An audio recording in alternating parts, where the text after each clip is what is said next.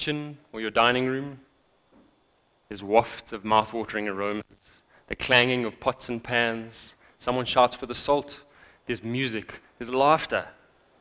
The scene seems like chaos, but it's actually a well-choreographed dance.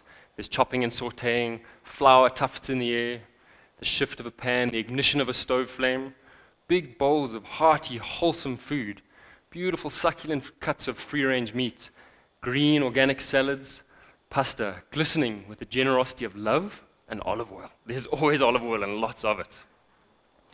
Fresh artisan bread broken apart and strewn across the table, crumbs and all. A mesh of hands and arms reaching and grabbing, sharing bowls and plates filled with unique and delicious flavors. There's the glugging and sloshing of wine from bottle to glass and glass to mouth, some of which even adds to the tapestry of colors on what was once a white tablecloth. Salute and buon appetito. Hopefully that scene has in some form at least evoked happy memories or joyous feelings within you. Food is so intrinsically linked to who we are, to our families, to our culture, to our future. Sadly though, over the last few decades, we seem to have grown more and more disconnected from our food. There are many, many places where we have no idea where the food we eat comes from. That scene of a happy family around a loud, happy table, it's becoming a rare occurrence. So much so that I know of children that are shocked to learn that a butternut grows as a squash from a vine in the soil and isn't just perfect little cubes in a plastic punnet. I think if we're honest though, many of us probably have no idea where the food we eat comes from, how it's made, which seasons we should be enjoying it in. So maybe when we do spend a little bit of time sitting around the table, if we just gave a bit of consideration to what was in front of us, maybe asked a few simple questions. What is this? How was it made? Where did it come from? Maybe we start to make some wiser choices about what we buy, how we consume. Maybe we'd start to understand the impact that our food choices have on the world that we live in. Maybe if we just thought about other people and the lives they live, and we remember the times that we too had a grumbling belly when we went to bed, maybe we'd develop a slightly deeper empathy for other people. These mantras have become part of my life. You may not think it to look at skinny me, but I love food. I love to eat food, I love to know about food, and most I want to know how we can protect food. Make sure there's many more years of happy munching with our families in the future. Food insecurity and food wastage, these have become two major global issues that we're grappling with at the moment. There's been many articles written about the need to feed another 2 billion people by the year 2050, and highlighting the gross inefficiencies in production that lead to massive amounts of wastage. And we've heard a lot of statistics today, and in an article penned by Jonathan Foley for the National Geographic, he highlighted a very scary statistic that 25% of all food calories that are produced go to waste. Up to 50% of food that is produced is wasted before it's consumed. That is so much food. That's millions of tons of food that's going to waste before it should be feeding people. So both of these issues of food wastage and food insecurity could be drastically curtailed if we brought the food system back to local communities. And if each one of us took a little bit more responsibility for what's in front of us and understood the inputs that are required to get that food to us.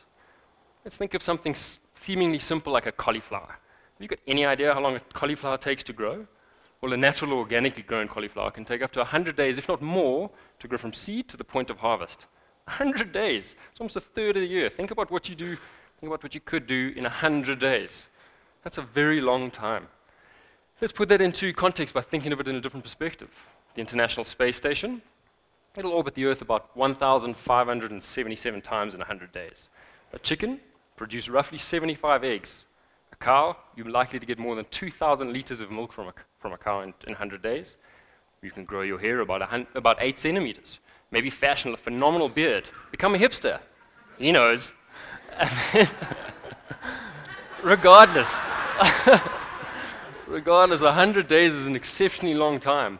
And all that time, there are farmers, and they're toiling away. They're working really hard to make sure that that cauliflower gets just the right amount of water, is protected from harsh weather conditions, that the soil is rich and healthy and offers a good nutrient balance, that there's the right permaculture practices in place to make sure that pests don't come and wipe out the entire crop. And you know what? That's just the first stage. The farmer then still needs to get back in the field, harvest that cauliflower. Once pulled from the soil, it needs to be sorted and stored and packaged and transported. It'll end up in a marketplace somewhere where a store clerk will have to again put in some energy, pack that cauliflower on the shelf, nice and neat and pretty so that us fussy little consumers will even consider buying it. Hopefully we will. We'll take it home. Someone else will spend a lot of time and effort preparing that and turning it into a meal. And then when it arrives in front of you on your plate and you look at it and you decide that you don't really like it and you politely decline and push it to the side of your plate, maybe even sneaky, and you craftily hide it under your knife and fork, you're not fooling anyone. The reality is that that takes a very long time, a lot of effort to get you. That poor cauliflower, do you think he was just spending that 100 days chilling by the pool, sipping on cocktails? He was not. He was working really hard to grow to be the best little cauliflower that he could be. He had to outmuscle and outcompete the bigger, better-looking, more handsome cauliflower next to him, who we all know had the better angle of the sun. And he had to put his hand up high. He had to make sure the farmer picked him, that he got top shelf in the supermarket. For what? To get to your house and just end in the bin? In all seriousness, the food we eat, there's so much more behind getting it to us. And understanding that and using the dinner table as a platform to learn that, to appreciate that, to teach our children, to make sure we all have a part to play in ensuring there's a future of food for us all. The principle's the same, whether you eat cauliflower or you don't. The food that you and your families enjoy, they take a heck of a lot of time to produce, and so do those that you don't like. And understanding that is critical to developing a deeper respect for the food that is available to us on this planet. Nowadays, you can get what you want, when you want, from wherever you want, because it's produced by who knows what means, who knows where, and transported by however they've done it. Does it even have nutritional value by the time we eat it? We forget Mother Nature. She's a smart little cookie, that one. She's been trying to tell us for a very long time what we should eat and when we should eat it. Maybe we should just listen. Eating organically, seasonally, and locally, it's how it's been done for hundreds of years. And following those principles of production and consumption of food, it means that you get the right food that's nutrient-rich on your plate at the right time of year. Now, I'm not saying we should fight progress or hippify everything. In fact, the opposite. I think we need to embrace technology, embrace innovations. But there needs to be a shared learning, working towards improvements in production and supply of food. Make sure that as many people as possible can get the best available food with as little impact on the world around us. Big farms, they're doing phenomenal work in improving efficiencies around production. But it's the small, local, dynamic farms that are feeding networks of people, and they're doing so by reducing the amount of water used and eliminating harmful chemicals.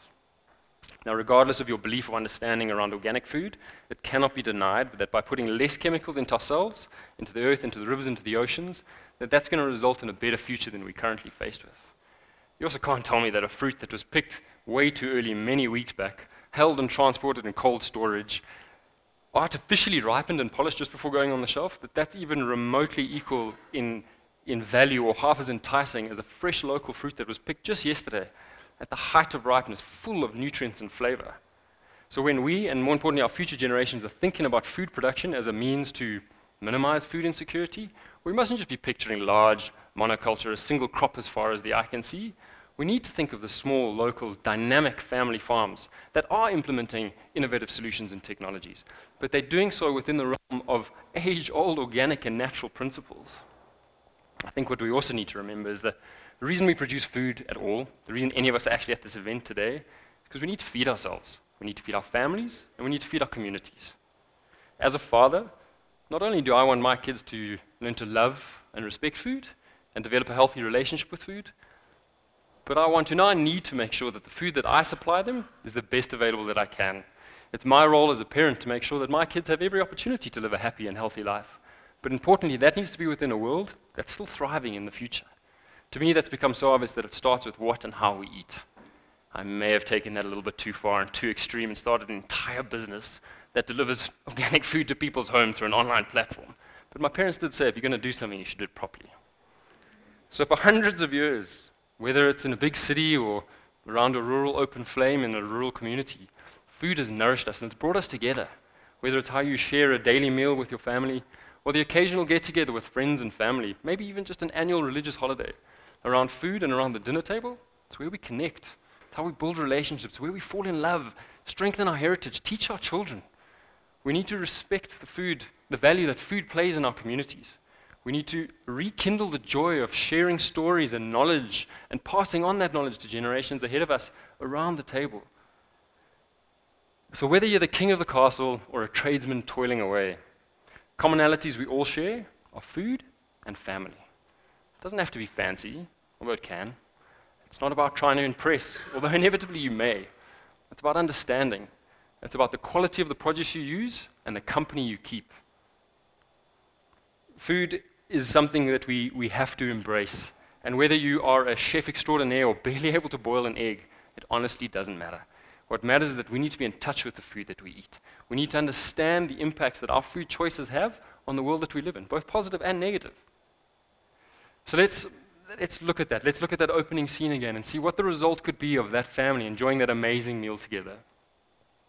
Maybe it's crazy Uncle Ryan in the corner, and he's regaling the youth with joyous stories from a life well lived, but he's passing on invaluable knowledge to the kids at the table. Maybe it's a young girl at the end of the table. She's not grumpy and on a device. She's actually engaged. She's a well-rounded youngster, and she's just chatting to her dad about how they should grow more vegetables in their own garden. Look out the window. The air, it's clear. The river, it runs unpolluted.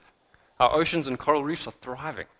With bellies full of food, communities are happy. People from all walks of life are getting along. There's a strong undercurrent of excitement, collaboration, and potential for the future. And all of this could genuinely be a reality. And as a result of happy families centered on the daily but joyous inevitability that is food. Thank you.